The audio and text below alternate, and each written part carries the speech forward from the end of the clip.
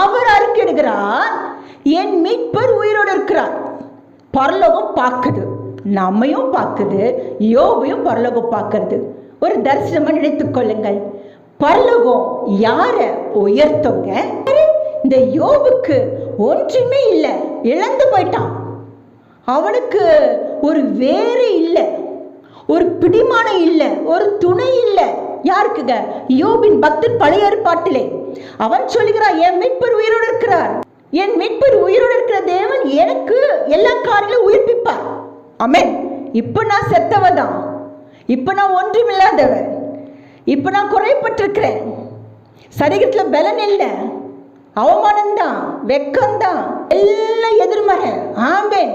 இதை கேட்டுக் கொடுக்க தேவன் சொல்லுமே, குடும்பத்தில் இருக்கிற நபர்கள் உனக்கு விரோதமா இருக்கிறார்களா, எதிர்மறையா இருக்கிறாங்களா, நிக்க சொன்னா உட்கார்றாங்களா, நட சொன்னா ஓடுறாங்க?